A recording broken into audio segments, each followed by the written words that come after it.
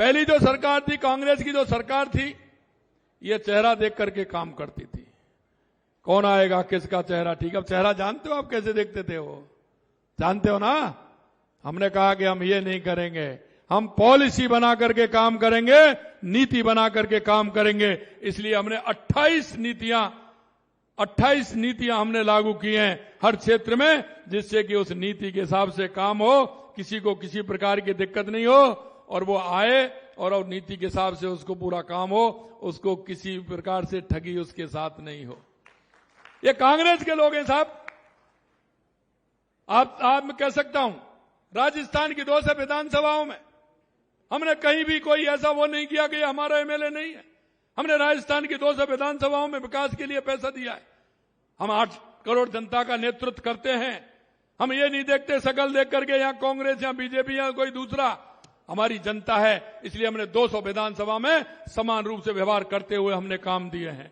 और मैं ये भी कहना चाहता हूं, मुख्यमंत्री जी, पूर्व मुख्यमंत्री जी, सुन लीजिए, आप अपना हिसाब निकाल लीजिए। मैं भी पूरा चिट्ठा लेकर के आया हूं, और आप मेरे से कहते हैं जोधपुर का, मैं चिट्ठा लेकर के चलता हूं। आपने 5 साल में नहीं किया, 50 काम ऐसे हैं जो आपने 5 साल में नहीं किए, वो हमने 2 साल में करके बता दिए। ये दृढ़ शिक्षा शक्ति होती है। अरे आप तो वो लोग हैं, अरावली की बात कर रहे हैं। अरे आपने भाटा नहीं छोड़ा, आपने रेता नहीं छोड़ा, आप नल की ठूंटियों को खा गए, आपसे क्या बचा है। अरे युवाओं के सपनों को खा गए। आप हमसे बात करते हैं, आज ये कह रहे हैं कि साहब ये देखिए। अरे हम आज भी कह रहे हैं, हमने लगातार कह रहे हैं अरावली से कोई छेड़खानी नहीं की जाएगी।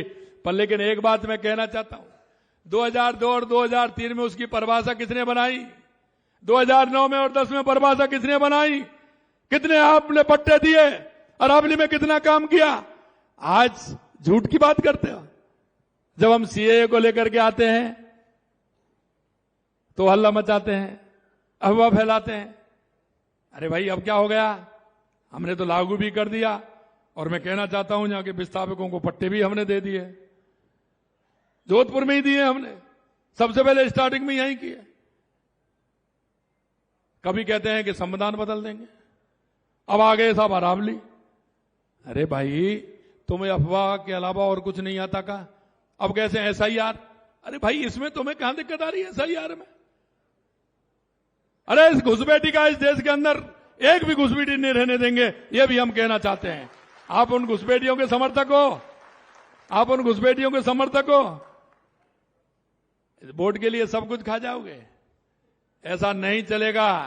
ये माननीय गहलोत साहब, ये मोदी जी का जमाना है।